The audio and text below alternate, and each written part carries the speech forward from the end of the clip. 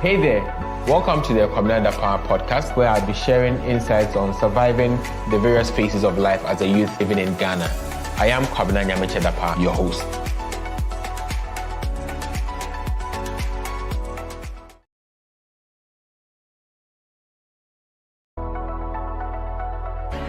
Hey there, welcome to the Nana Yaa A podcast, where I'll be sharing insights on surviving the various phases of life as a youth living in Ghana. I am Nana Yaa A, your host.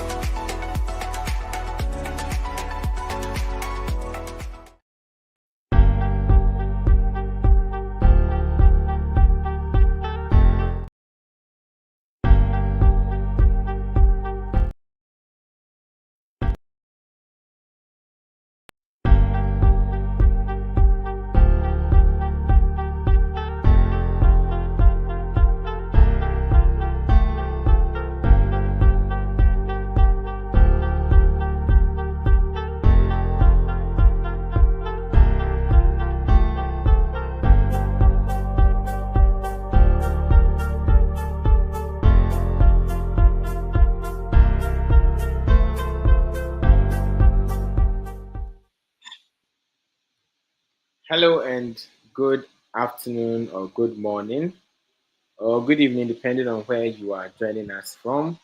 You are welcome to the Nana Yaa A podcast. And of course, my name is Nana Yaa A and always your host for the Nana Yaa A podcast. I want to know who is joining us on today's call. So if you are here, please leave a comment in the comment section and let me know where you are joining us from. Today, we're going to have a very interesting conversation about further education versus entering or staying in the workforce. And I have with me,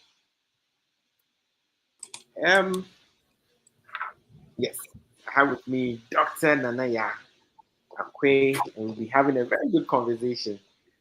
Doc, you're welcome. No, let me not say Doc. Nana Yaa, you're welcome. There you go. Thank you, Kwabena. Thank you. Good to have you. Good to have you. Good to be here. So, Nana Yaa, tell us a bit about yourself before we step into the conversation. Okay, so like you said, my name is Nana Yaa A, Gyamfi Acquaye, and I'm a lecturer of management. I teach organizational behavior and related subjects, leadership, what have you. And I'm currently employed at China Europe International Business School. So I'm based in Shanghai and Accra. Nice. Oh, so you are based in Shanghai and Accra. Yeah. Yes. Okay. You're just left to one place and you become a trinity. One person based in three places. Well, obviously, I'm not doing both at the same time. So I'm either or, either in one place or the other. But yeah, I haven't transcended to the level where I can split personalities. I'm sure the cloud will make you be able to do that. You're working on the cloud. Yeah, there's all kinds of ways and means here. I know, right? So how has the experience been working with people from different cultures and all that? It's very interesting. It's so this is the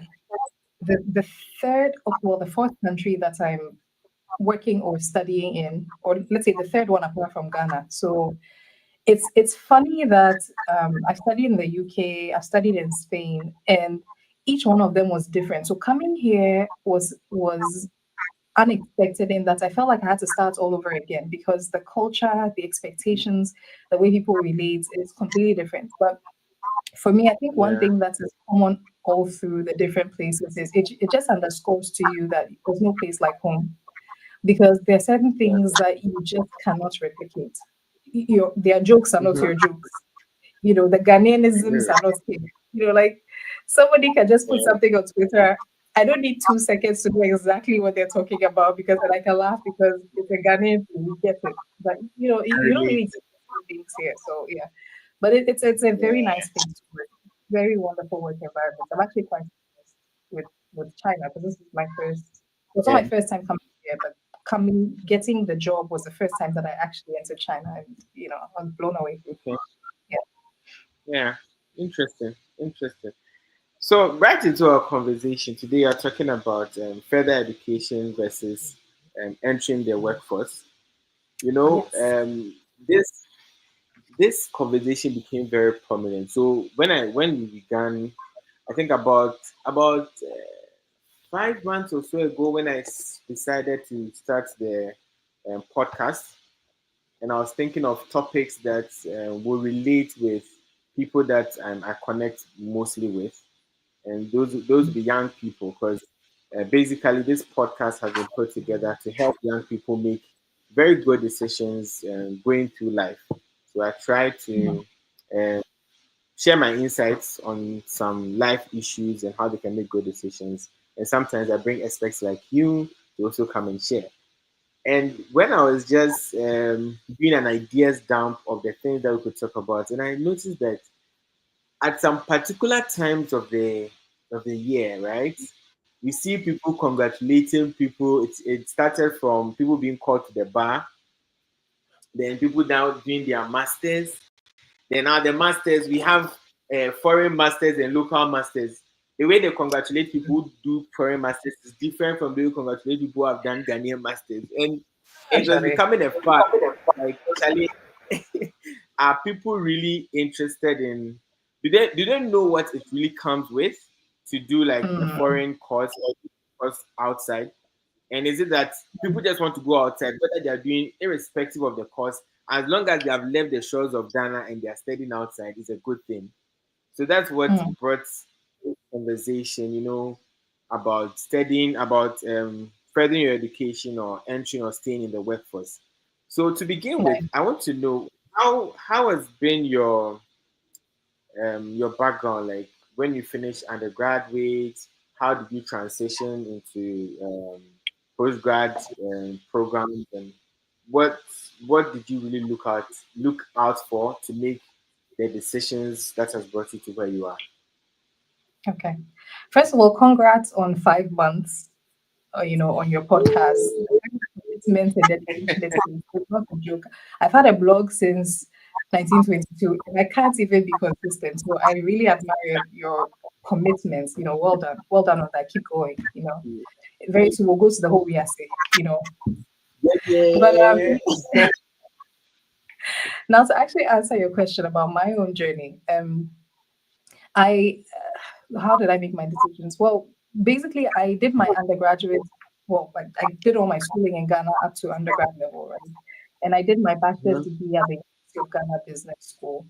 When I finished, mhm, I did my national service at the business school because, to answer this question very eloquently, I would have had to have been someone who knew exactly what she wanted to do, and I wasn't, right? mhm, So I was that kind of child who used to change her career interests every year. This today, an uncle comes out, what do you want to be? I want to be a vet. Next weekend they come, I want to be something else. And I took that into university. I knew that I didn't want to do science, so I definitely didn't study science at secondary school. Thank you, Jesus. Um, but mhm, then I went to the business school for my undergraduate degree, and when I finished, I did my national service there. And then I at the point where I was doing my national service, I knew that, or at least I didn't know for sure, but academia seemed good enough. Like a job reading and writing and teaching. That's what I thought it was. Seemed fine to me. It seemed like it will do. Well, maybe I figure yeah. out what I actually really want to do. And school was something that was enjoyable to me. So the idea of staying in school and hiding from the big bad world out there was very appealing to me. So I'd already started Yeah. studying for the GMAT exam, looking for schools, all of that. So after my national service, I took the months in between till I started school. So I accepted a Mhm, job at a technology startup. I thought it would be a nice thing to do, different from the usual academic stuff that I had been doing. And so I pursued that job for about 10 months. It was fun. mhm. And that company is now thriving, doing very well. It's called Insano. And yeah, Um, so after that I went to school. Yeah, Insano, yeah. We yeah. it's a whole different story, but let's just focus on the topic at hand. Yeah, so Yeah. I went to do my master's, and then after the master's, I did well on my master's, well enough to have qualified to, do a PhD. But I was so burnt out after my dissertation, and I knew that I didn't want to study for a PhD what I had just done. I wanted to do something different. I didn't know what. So I took the advice of my supervisor, my thesis supervisor in the master's degree. Then I came back to Ghana for 3 years, and God was so good. As soon as I came, I landed a job at CEIBS in the Accra office as a research associate. Did that for 3 years, and then I applied for my PhD, went to do the PhD, and then now I'm back at SEEDS again, but this time as a faculty member. So that's the journey. Yeah, so I see that after your undergraduate, you had the opportunity of entering into the workforce before you came out and now further to your master's. So more or less. With hindsight, okay. So with hindsight, do you think it's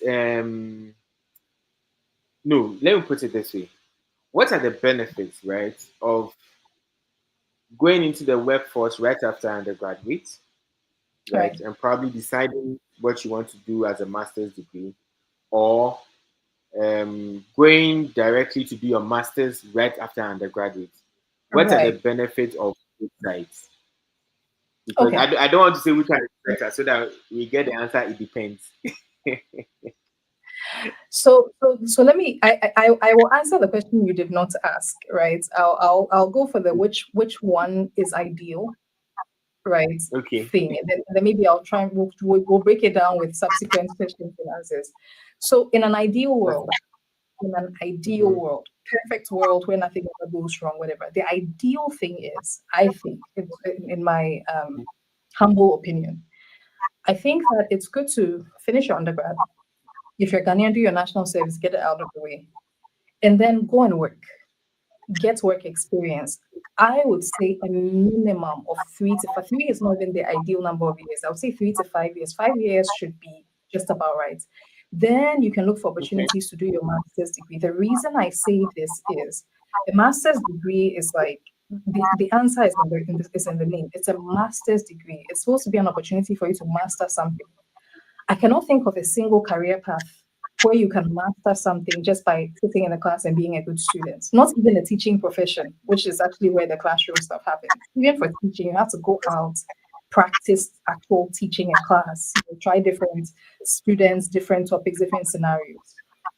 So in my humble opinion, it is always better to get some real world work experience before you go for the master's. And part of the reason is that there are two main reasons for this. Number one, for the master's degree itself, the way the courses in the master's degrees are structured, especially in the top schools, you benefit more if you have some real world experience to apply it to. Otherwise, you're just guessing. And to be honest with you, the top master's degree programs, especially MBA and so on, in the top schools, they won't even take you unless you have work experience, right? So it's only if you're doing maybe an MBA or something that you can actually get access without having work experience. But even those, you will benefit more because you are mastering. If you're able to apply the experiences that you've had from work, you will enrich your teammates more. You'll enrich your class discussions more. You'll just have a better understanding of of the work situation. And even when you learn, it sticks better because you have something to apply it to. Okay, so number one is actually to gain more from the course, right? And the second thing is a master's degree. Right now we're moving gradually into a phase like you were mentioning, right? It's like an annual thing where people are either being called to the bar or, wearing the kente sash thing, The master's degree is becoming like a bachelor's where it's like, if you don't have it, then you didn't go to school sort of thing, But at the same time, a master's degree is supposed to be something that helps you level up in your job. So, for example, if you just go and get a master's right after your undergrad, right, you can even get a distinction, whatever it is. The problem is a master's degree is supposed to take you into your middle level role or a senior level role. But by the time you finished your master's and you have little to no work experience, you can't level up. You can't use it to get you to the next stage.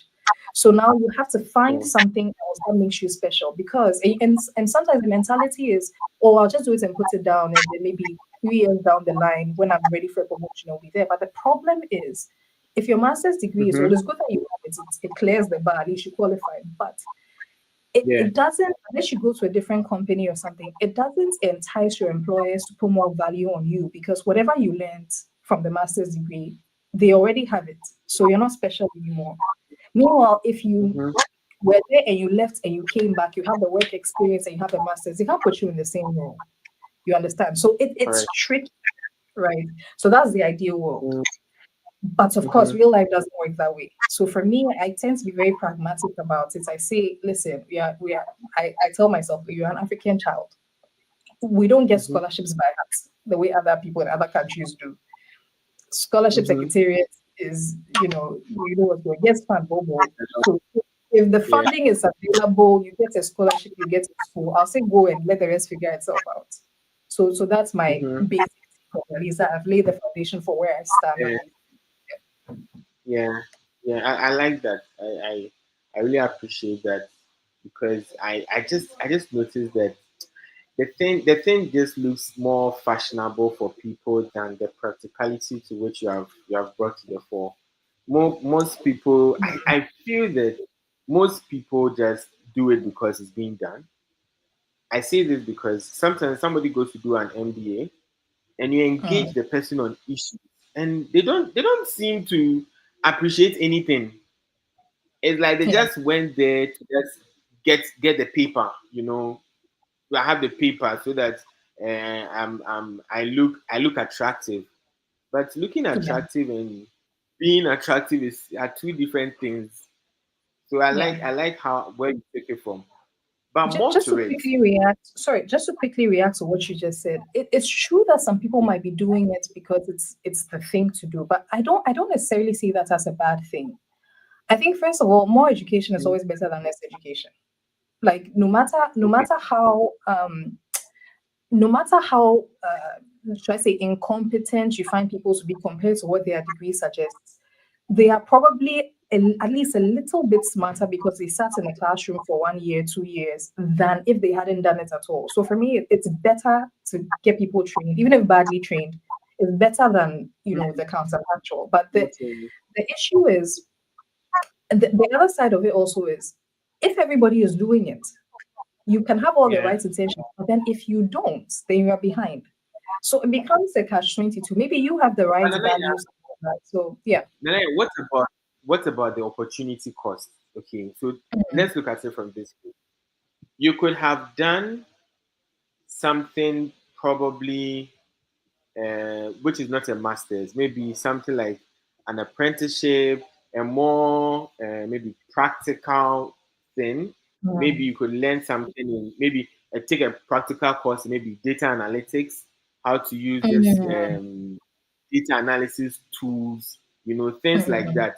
So for me, I'm not just looking at it, I'm looking at it from more of the opportunity cost perspective because you could have made a better decision if you were well informed than just to yeah, follow what is popular. Because sometimes some things are really popular, but they might not be as useful as how popular they sound or they seem. yeah, So yeah, that's why I'm trying to. The opportunity cost is high. So what could you have done? So that right. they expose themselves to more. Because in the current space that I'm working, I see like developers and data analysts and those who are good at data analytics. Like it's very marketable. And Mm, I feel that if you are at home or maybe sometimes you don't have a job, right? And you feel like the best thing you could do is just go to school, more education. But mm, what about taking a course in data analytics and understanding things like that? In today's world, that AI is almost going to take over everything. People say that AI will not take over people's jobs.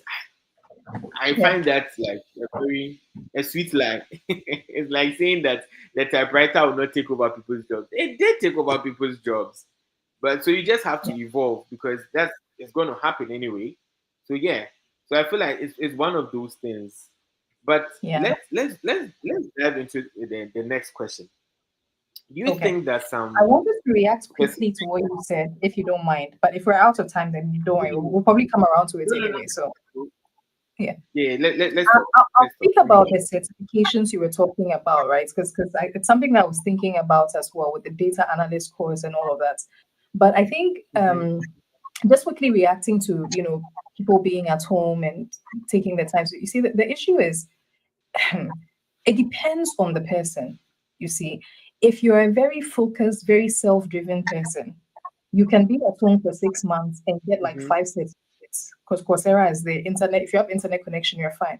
But for a lot of people, the master's degree, going to sit in a classroom and paying fees and then just going through the mill is easier. And it's actually the guarantee that they will learn something because not everybody is that disciplined. Like there are times, don't you have times where you're supposed to be doing serious work and you realize that you just spend like 2 hours on YouTube watching shorts or. So there are pros and cons, right? But I get what you're saying. You're absolutely right in that. Again, ideally, you may be better served even learning something like data analytics, even if you're not a software person, because AI is the future, right? You can never go wrong with that.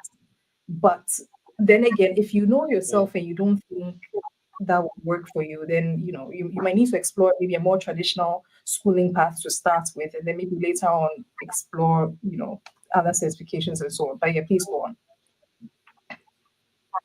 yeah. Okay, okay. I think I get that. I get that. So it's really about having enough information to make a very informed decision. For sure. Absolutely, yes. Yeah, yeah. Okay. So still on the issue of going straight into the workforce or doing your master or doing a master's or postgrad course. Mhm. Do you think that there are certain career fields that further education is almost essential and Mm. where experience might be versus where experience might be more valuable? So maybe certain areas you need further education to do well or to be noticed, and not really too much of the experience. Do you think that is a thing? That's a very tricky question, but let's take it this way. When you say further education, you're specifically talking about a degree, right? But not like education No, in general, like like learning in master. general. Oh, a degree, like a master's degree. Okay, fine. Well, let me think of a way to answer this. Mm-hmm. In every field, right? A master's degree is beneficial, but uh, it's not. Listen, let me put it this way. Let me just be blunt. It depends. If you are someone who has a unique skill, maybe a certain or like a unique asset, like maybe you have a mentor or you have a clear path to get to the top. Maybe you're a very sharp student.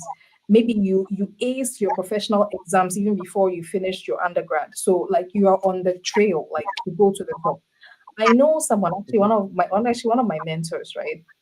He's the Yeah. CEO of like an international insurance company across the continent. He's a country Mm-hmm. like CEO of. He only has a bachelor's degree. He would love to get a master's, but he can't even find the time because he's in so much Mm. demand. You understand? A lot of the people I know who Yeah. are the top maybe only have their bachelor's and a professional qualification. But you see, I find that those are the minority, right? For the average Yeah. person, if like you finish and your career is taking off, you are in demand because there are people like that. Like I was just looking at LinkedIn, right? There's this young Mm-hmm. lady who was my junior in senior high school. Right now, she's the MD Yeah. of her own insurance company. Her company just made it to Ghana Club 100. She's Mm-hmm. actually now in an executive MBA program at Oxford. She's now getting her executive MBA, but she's already been um, put on so many boards. She's doing big things. Yeah. I don't know exactly what Right. career pathway she took, but it's like her career has just been on the up and up. So if you're in that situation, a master's degree is a very trivial matter, right? But you may not need it at all. Or maybe later on, Yeah. when you have crazy money, you can go and do your EMB or global EMB in one of these top schools, and it's fine. But for the Mm-hmm. average person, and especially for someone who, like in the situation I was, who is uncertain, Mm-hmm. who maybe doesn't have a clear path isn't really sure, where the next direction, we're even struggling to find a job and stuff, it might be safer to at least aim for the conventional paths and then always look around for an opportunity to do something different or something to add value or whatever it is. I hope you understand my question. So I think on the Yeah. average, don't see it as it's for some fields or it's for some people. I think on the average, everybody should at least aim to get a master's degree. If your career takes off and there's just never space for it, but you're doing great, fine.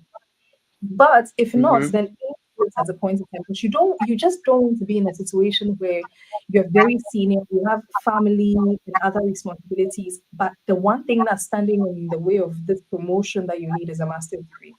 That is not Mm-hmm. an ideal situation to be in. Yeah. But then, of course, Yeah. there are Yeah. exceptions, right? So, for example, in, Yes. in my career field in academia, it's the one field I know where you Mm-hmm. can literally jump from school to school to school and get your PhD and graduate, and it's perfectly fine, and you should be okay. You just publish and make it through till associates to full professor, and you're okay. So there are actually some academics who don't have 1 day of work experience, but they're top of their game because it's about their research, and they gain their experience through Yeah. through their teaching and so on.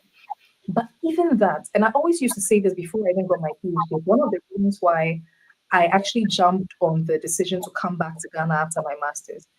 When I was doing my Mm-hmm. master's degree in the UK, right, there was a stark Yeah. difference between my professors who had work experience, who had worked as consultants or who had run a company or something for several years and then later decided to go into academia. There was a stark difference between them and those who were like career academics from undergrad to master's to PhD. So even Mm-hmm. in a field like academia, which is literally school to school to school to come work in a school, work experience Mm-hmm. makes a world of difference. And in the school that I currently teach in CEIBS, um, Yeah. it's a bit different from the traditional business school because our main target, or let's say our flagship program isn't even the MBA, it's the EMBA, like because that's where our income comes from. These are the targets, and these are Mm-hmm. top CEO level people. I mean, top CEOs of huge Chinese companies. These people are millionaires. They won't put someone like Yeah. me to go and no matter how wonderful my research is, because what do I know? What can I tell them about running a business? But of course, if I've been Yeah. in the field, at least taught for several years, it means I've interacted with business people for several years. So that's it. I'm sort of getting some kind of vicarious experience in that way. I've consulted for some years. So actually, people in my school are even encouraged to do consulting, right? Then you can stand in front of Right. them and tell them something, right? So even in Yeah. academia, work experience is very valuable, at least in the business school, right? Yeah. Yeah. Yeah. Nice. Nice. So essentially, you should Mhm. look at the trajectory that your career is taking and not just follow what is popular. But Absolutely. if you're not seeing the way, just follow the conventional. If you're not having any special things happening to you, just follow the conventional Yeah. So route. and Yeah. remember that for me, the conventional route is not just finish and jump into a master's degree. Because for me, I always say that especially if you've done all your schooling up to undergrad in Ghana, if you can for Mm-hmm. your master's, aim to go to school abroad. It's not because it's not in any way trying to shade master's degrees in Ghana. It's just that Mm-hmm. there's certain perspective, there's certain kind of experience that you get there that you cannot get just by being in the same circle with the same people, with the same thoughts, the same approaches. It just changes Mm. your mind. And even going abroad to a foreign country to live there and just figure life out all by yourself for a year or two, it changes you as a person, right? And that I think is a very valuable experience. So I agree. I agree, 1,000%. Thousand so percent. ideally, I would say if you can, go ahead, please. Yeah. Something happened to me just I think 2 weeks ago. Right. I was interacting with a friend of mine who works in a big international firm. Okay. And the way I know marketing and how it is done, right, and what Mhm. he is doing. After we had a conversation, I noticed that there is more to this thing because the kind of tools that they use in their space, the kind Mm. how they make their decisions, and I noticed that perspective and exposure is very different if you want to grow as a corporate person. So I Yeah. agree 1,001% that having that international feel definitely is going to open your mind to certain perspective that you would have never imagined under normal circumstances. And I agree Yeah. with that like 1,001%. I mean, Yeah. Anaya, when the guy was just showing me the tools that they use, things that I've been doing manually, right? They get it done with a click. And I'm Yeah. like, wow, Charlie, this digital marketing thing is it's there's another level to it. But you know, Yeah. if you do not get the exposure, if you do not get the experience from other places and you're just stuck in your bubble, you think you're doing the best. But when that bubble is just a pin is hit in that bubble, you know that nah, Yeah. there's more to this thing. There's more to it. And I But mean, in I was addition to excited. the, so Yeah, you were yeah, yeah. excited about, so you said you were No, I excited was going about to go something. to the next.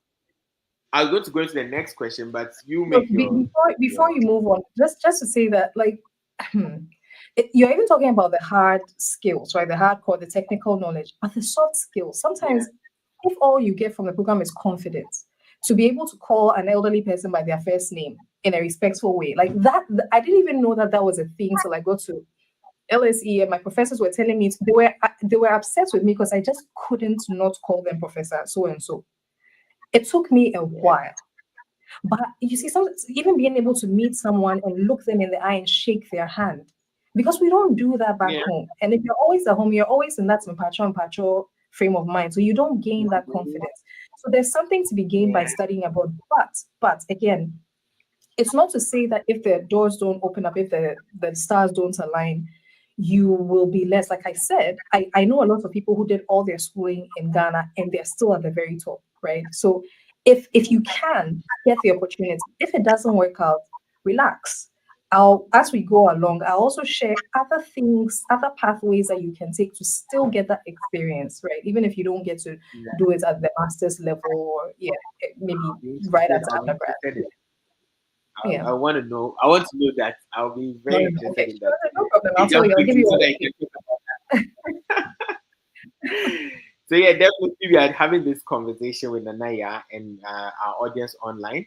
So you can put down your questions in the comment section. Let's know who is listening. And let's know who is listening. You can just put your name and where you are listening from. And whatever that we are saying that you probably agree with, you can rehash it in the comment section. And if you probably don't agree with some of the things we are saying, why not put it in the comment section? Let's have a conversation about it. So yeah, I was saying that I was excited when you started talking about mentors, talking to your mentors. I want to Mm. find out. They are. Did you get any advice from your mentors that made you make the decision of going back to school when you were working? Um, Not exactly. And even the mentors question, it's like every question you ask me is so loaded. It's a whole other session on its own. This whole mentor thing, Okay. you're talking. You won't believe it. There's always someone who is like a lifelong introvert. So I can't even say that Right. I had mentors until much later in life because I just didn't like what will we talk about, but let's park that. So let's park that. Let me focus. Um, Not exactly. I think, like I said, I don't even know if I would have trusted the opinion of a mentor at that point in time because even I Mm, didn't know what I wanted, right? But right. as time went on, it's more or less like it's like God revealed. Let me not blame God for this, but I sort of figured out what I was going to do in pieces. Like I take one step, then the next step becomes clear. And it's like I feel like it's God's sense of humor and his way of playing around with me because I like control a lot. I really would have liked to see the full picture end from beginning. Thank you very much. But he chooses not to do that Yeah. because I guess it's a way of me learning to trust, right? So for me, it's been very piecemeal. But by the time I finished my master's at LSE, nobody had to tell me. I knew that, listen, if I'm going to do a PhD, even this 1 year, the 1 year master's that I did, the time I spent on Mm-hmm. dissertation, like my brain, if I had to read one more word of that dissertation, I don't know, committed murder or something. Like I was so sick and tired of it. Didn't want to see it again. And Yeah. there's no way I'm doing this thing over and over again for another 4 5 years. So it's like for me, Mm-hmm. there was no way forward. I was worried because it's like the opportunity is right in front of you, right? So what if you go and now your friends come back? You have to start the application process all over again. What if your advisor who knows you and knows your good work has left. There were so many what yeah, ifs, but at that point in time, I really knew that I couldn't. I just knew mm, I couldn't do this. I needed a break. I needed a change of yeah, perspective. I didn't know what to do, but so for me, it's like I was already feeling these things, but I was afraid to leave and then like lose my the foot that I put in the door.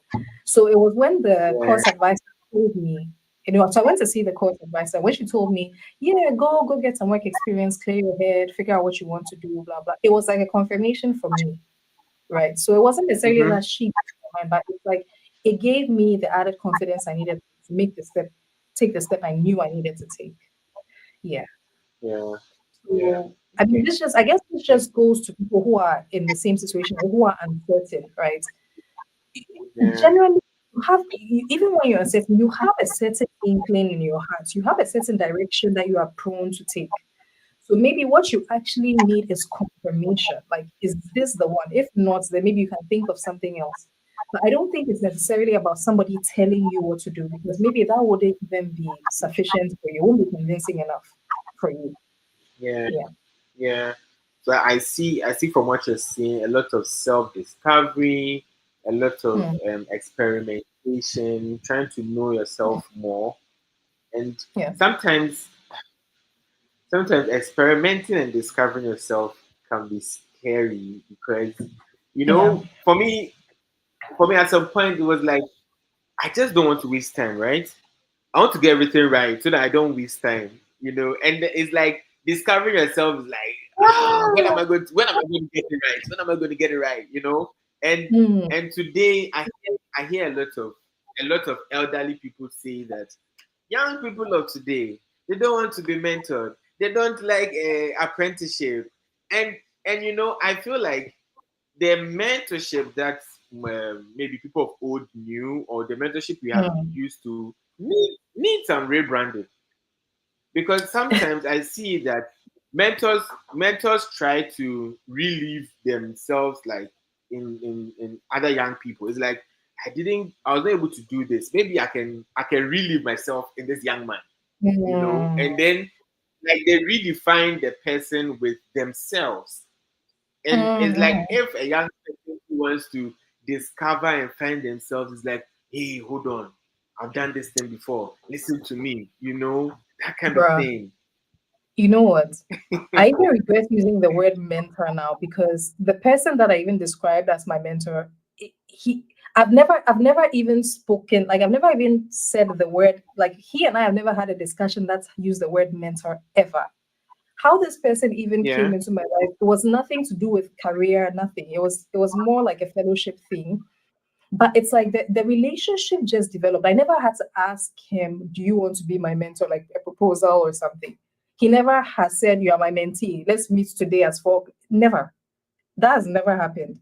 So for me, it's more like, yeah, and I thank God for orchestrating that relationship because if he left it up to me, it probably would never have happened. But it's about somebody who I can actually have a real honest conversation with and just ask anything and I look up to him and all of that. But at the same time, it's not a structured. I mean, and that's nothing against people who have that, right? I've seen on LinkedIn that one of my contacts like posted that he had a lunch date with his mentees, and they were reading a book, and I mm-hmm, thought that was really nice. Obviously, that works for some people, but it's never been the case for mm-hmm, me because I don't even know how to do that. I, I yeah, I I don't know how to establish that kind of relationship. I just thank God. So maybe for those who are Christians, right? I think step one, just pray. Pray that God puts people in your path. There's not a destiny helper, somebody to give you a job sort of thing. No, but somebody who comes mm-hmm, along the way and becomes a friend to you. Somebody who, without being preachy and all that, disciples you. Because yeah, and sometimes you don't even have to talk about work or I don't think I've ever discussed any of my he's not even an academic, so I can't even discuss my career decisions with him per se. But when I like yeah, stuff like when I'm feeling lazy or demotivated and I look at him, I feel like, mm-hmm, yeah, you dare not slack because yeah. God, the Holy There's a Spirit will standard.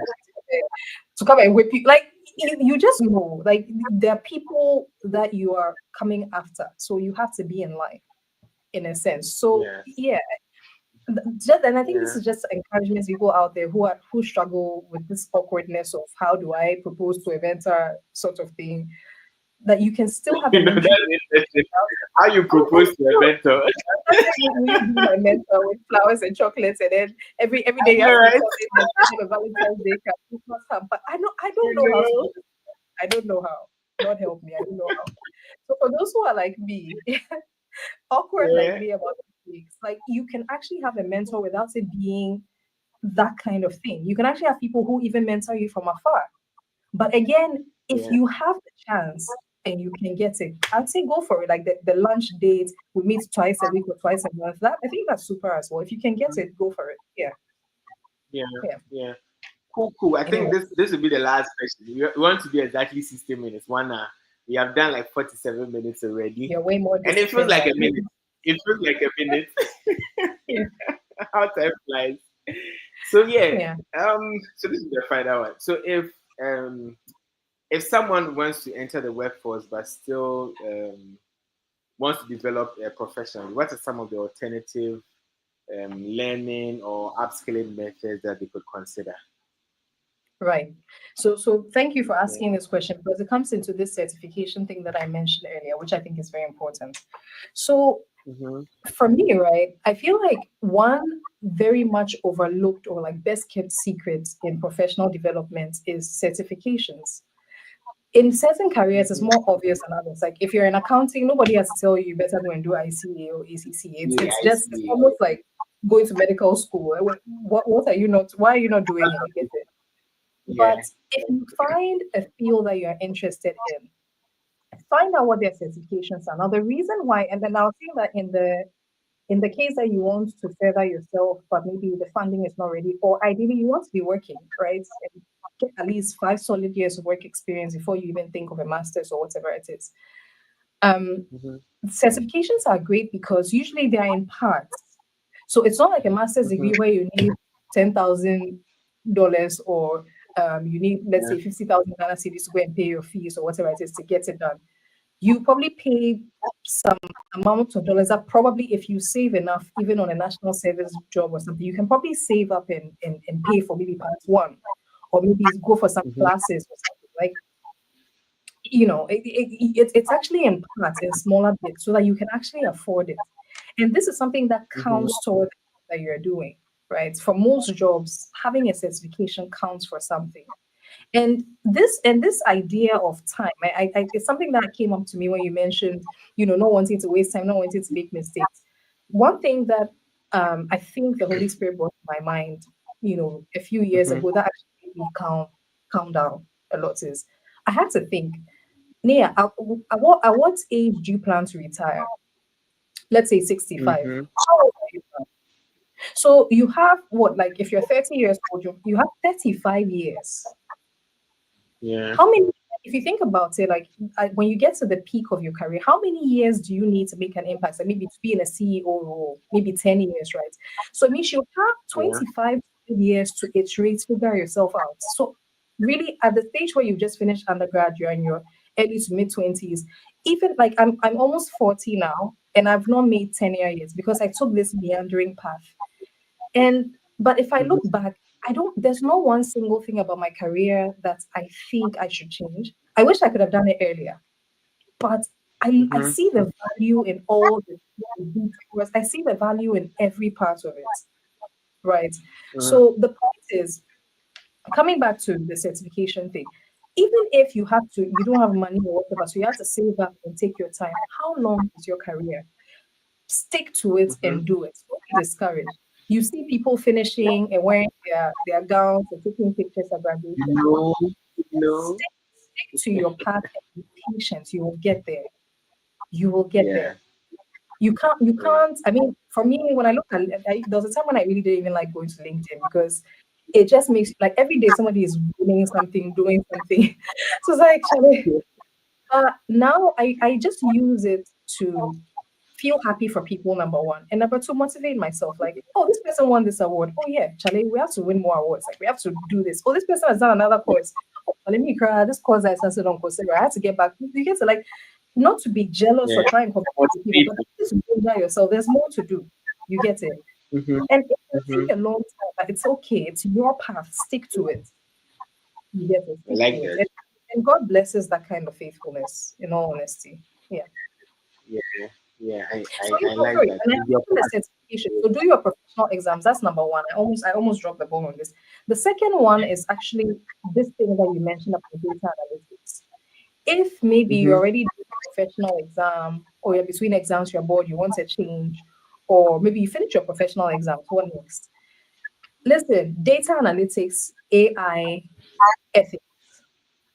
And even if you Mm-hmm. can find something on sustainability, green something. If you're in marketing, find green marketing. If you're in HR, green HR, human capital system. Find something in those spaces and do it. It can be a 2-week course, a 2-month course, just to learn about it and have a little certificate that you can put on your CV or LinkedIn. It will do you no deception. It will help you because the Yeah. future of our world is AI. The future of our world is sustainability. So if you can get any form of knowledge or additional skill in that, it's always going to be helpful. Now the last Mm-hmm. thing, right? Oh yeah, and then apart from that, right, another way of getting credentials without getting a master's degree is online courses, right? It's like you said, if you go on Yeah. Coursera, I have a hack for getting a maximum number of certifications that you can get with just one fee, with just $50. That one, Mm-hmm. I can't say it here, so I'll just keep quiet. But That's it. if you're When smart, we you go can offline, pardon? when we go Okay. offline, you tell me. Let me just say, I don't even know it's not illegal or anything. So on Coursera, when you go on Coursera, right, Yeah. usually you have a monthly subscription. I think it's about $49, Mm-hmm. so something like $50, right, per month.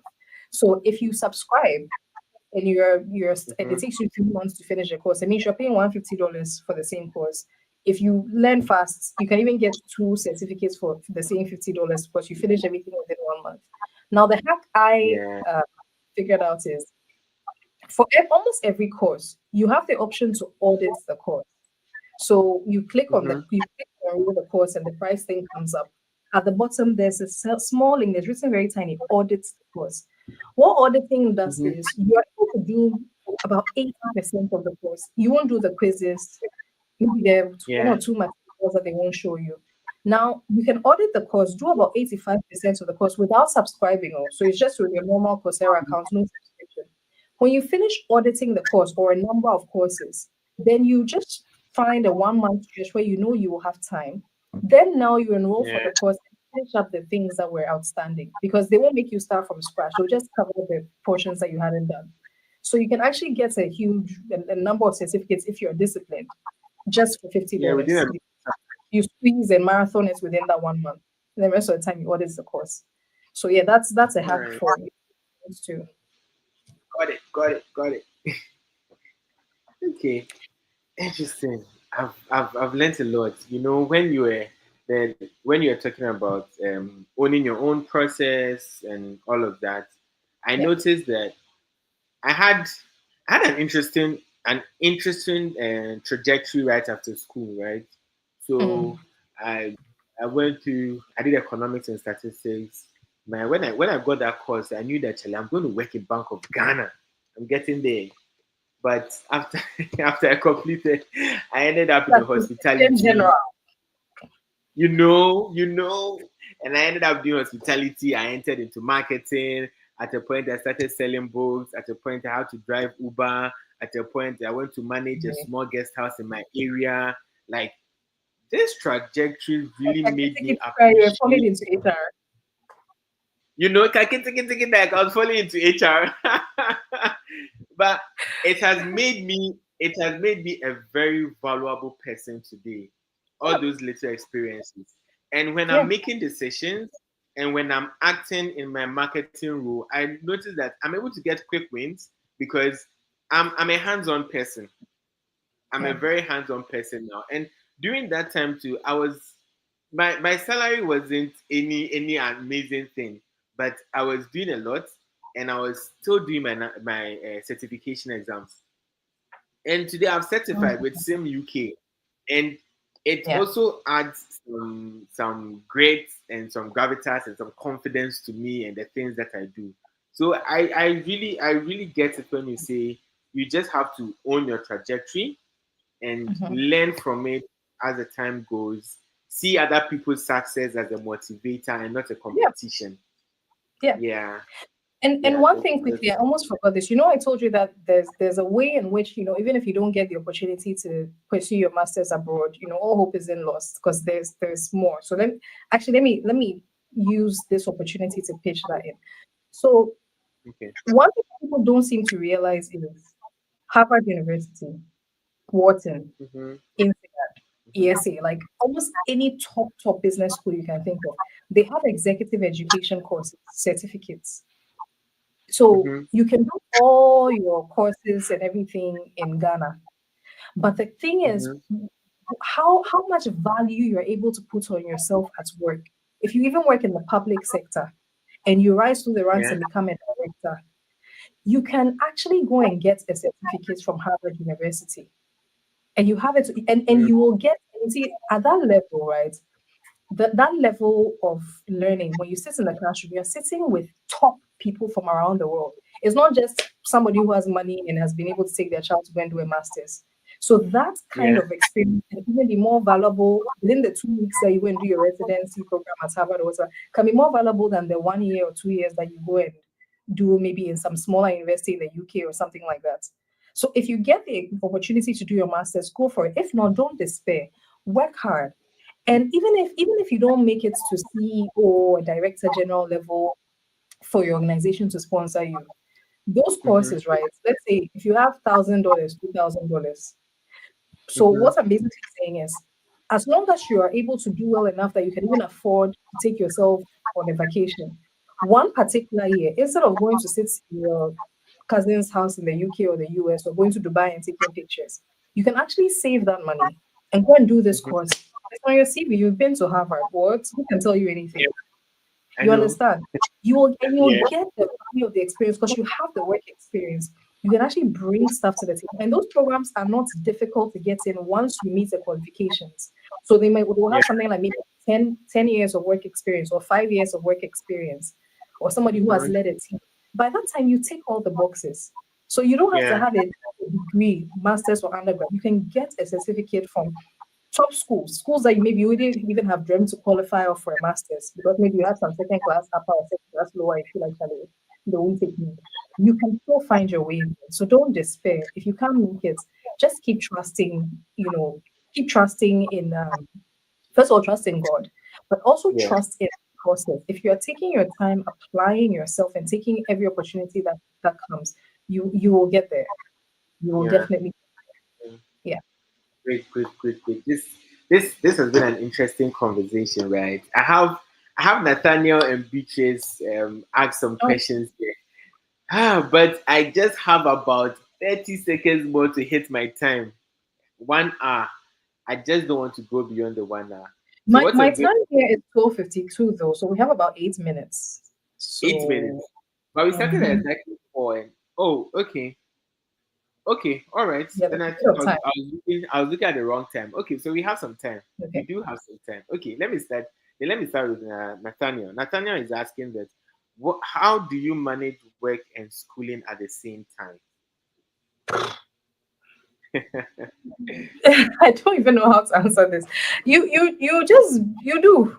manage. Maybe if the question was more specific. I mean, it depends on what work you're doing and what schooling you're doing. If your schooling is related to your work, hopefully it will make it easier. It depends on what course you're doing. Like Hmm, managing work in a master's degree is different from managing work in, like, let's say, a certificate course.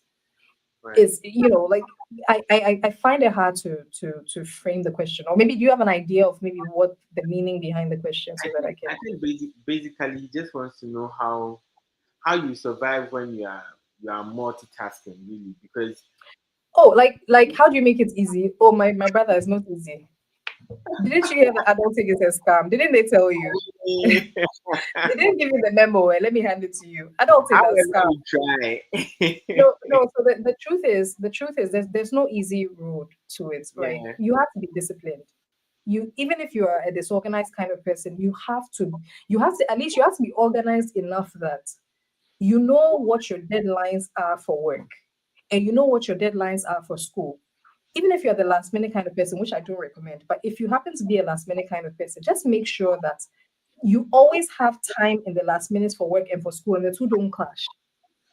So one thing that I do to really help me is I use Google Calendar. If you come and see my Google Calendar, you'll think I've given it to my son to draw colors all over, because I have colors for work, I have colors for personal life, I have colors for birthdays. If you see red, it's a deadline. So Yeah. that it really helps me, like, because at beyond a certain age, the memory isn't even what it used to be. So Mm-hmm. you can actually use the app to send you reminders when it's time to do stuff. So for Mm-hmm. me, if I have to do an assignment, let's say 1 week to time, it's in blue.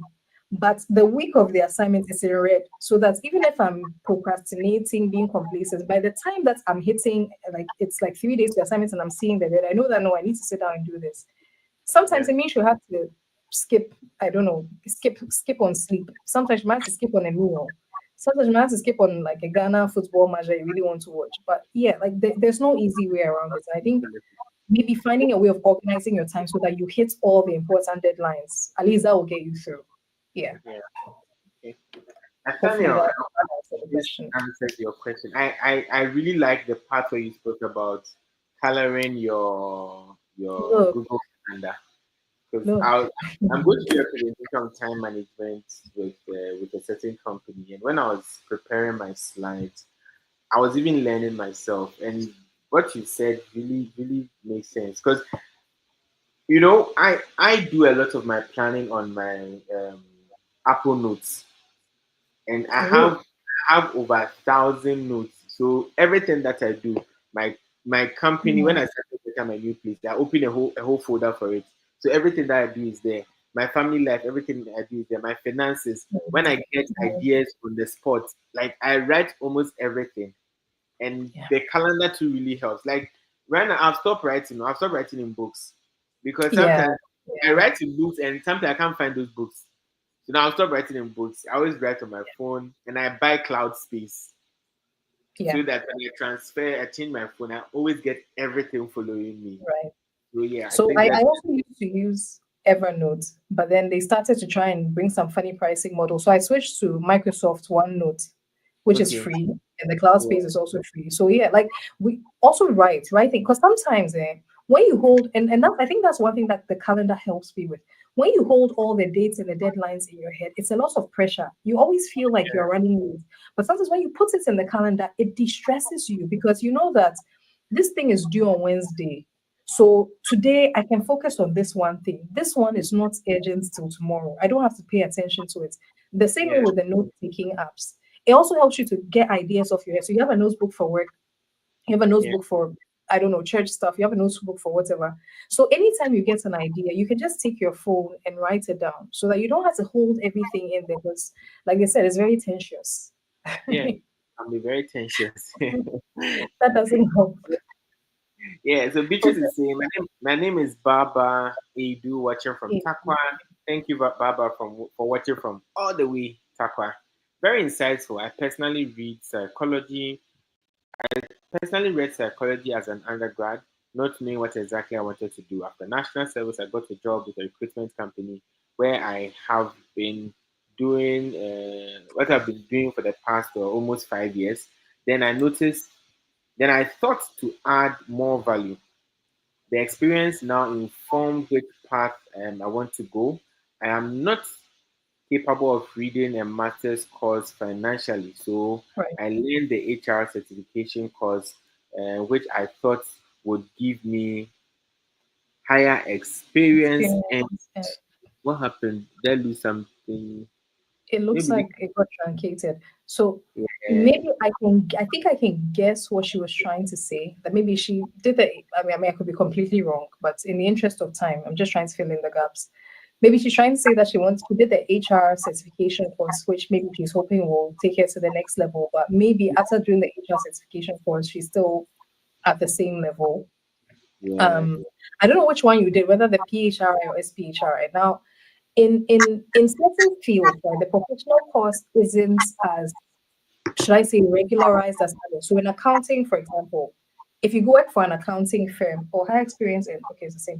if you work for an accounting firm and you have ACCA, it immediately puts you in a certain category. If you were in a certain bracket before, you will be promoted. It's automatic. In HR, the professional course is now gaining traction. So maybe in the next few years, next 5 years, 10 years, maybe sooner, it will become like a necessity, like you need it to practice HR. But for now, it's not the case. Many employers don't even know it or don't recognize it, but it will change. Now, the thing is, while you have that HR course, right, HR certification, you nobody can take it away from you, thank God. Yeah, But the I think question I is, think I got Nana Yaa, I think I got a full one now. So okay, you great, said okay, so I'm not capable of reading a master's course financially, so I landed the HR certification course, which I thought would give me a higher experience and experience. positioning in HR. I did the course, not written the main exams yet, and I'm ready. I'm already an acting HR in the mining service company. One thing I Okay, can say is life happens to everyone differently. I know someone who continued school from undergrad and has Ph.D. now because the family was willing to support, but she does not have any work experience. She's still yeah, home. Another person did masters right after school and also working and doing well. In conclusion, you need to be conscious and intentional about what you want. If life happens, if life happens, fine. If it doesn't, use what is available to achieve something.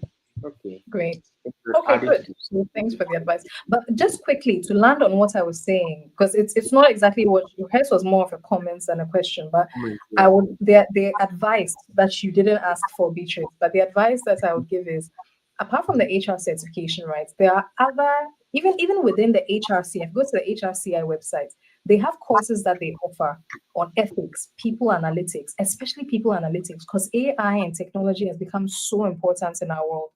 When you gather a little bit of funds, like at least once a year, treat yourself to a course, like add some expertise to it. So you become the people analytics experts in your company. When they decide to bring some HR software or something, even if you don't know it, you'll be the go-to person for it. So it's like you begin to beyond just having the professional qualification, you begin to position yourself as a unique expert in that. So that's something I'll highly recommend. If it's mentoring or coaching, there's so many courses out there. Coursera has some free ones as well. If it's you want to be a pay expert, labor law, maybe you want to go into arbitration, find out like what courses are there to help you to become an arbitrator. It could be something you do on the side in addition to your HR stuff. Maybe later you can go into consulting. You get it. So yeah, like don't stop there. Keep going. Yeah. Yeah. Yeah. So well done to you. Great, great, great. Nanaya, I've enjoyed this conversation. I've Yeah. enjoyed this Same here. conversation. Yeah. And anybody who is listening, please, doctors are not boring. You just experience Nanaya. Doctors are not boring. PhD But holders then are not. I'm not the kind of doctor who can save lives. So please do not call me for emergency. Yeah, Don't they are make the me weak think doctor. I'm a fake Yeah, doctor. yeah. So thank you so much, Nanaya, for investing your time in us. And for me, when I have people join the conversation and they willingly share their experience like you just did, I see it as a way that we are saving the next generation. I tell a lot of people that Africans, okay, lately Africans are writing. We are writing. But sometimes the writing doesn't bring out a lot as conversations as this. Because the Yeah. writing, you proofread, read and proofread again and make sure everything is nice. But these are very spontaneous conversations. And I know not so many people join the call, but this is going to be live. It will be on my platforms. And anytime people can listen to it. And I'm really going to push this because you've shared great insights. I think that people who are in undergrad, if they can hold on to such information, they will really do better. And I think that, I mean, even in economics, what really separates people is information. What really Mm, separates people is mm, information. mm. And the more we put out good information, good content, we'll definitely see the kind of Africa that we want to see, and Amen to that. we'll see a better Africa. And we are not going to leave Africa just in the hands of the politicians to rule. We are also, as academics, as professionals, we're also going to contribute by using free spaces like this to push what we know and to make a better Ghana. So Nana Yaa, let's hear your concluding words, and then we'll call it a wrap. Yeah, I was saying don't be discouraged by the numbers. Don't worry about it. You will blow up, my brother. You will blow up, and then one day you'll go viral, and then they'll say, "Oh, so in the past interview Yeah, that he did with some unknown scholar somewhere, yeah." Then I'll be like, "Oh yeah, I know him. I know him. I was on his podcast. Yeah, early yeah, days. Yeah, yeah, yeah. I think you flex. Yeah. No, so I mean, thank you so much for the opportunity to speak. It's fun. It's been a lot of fun, and I'm happy that I have something to share and something to offer. I'm on LinkedIn. If anybody has any further questions Yeah. they want to ask, feel free to send me a message. And yeah, all the best to you, Kwabna, and I feel like somebody calling into a political talk show on the radio. Like all the best to your listeners.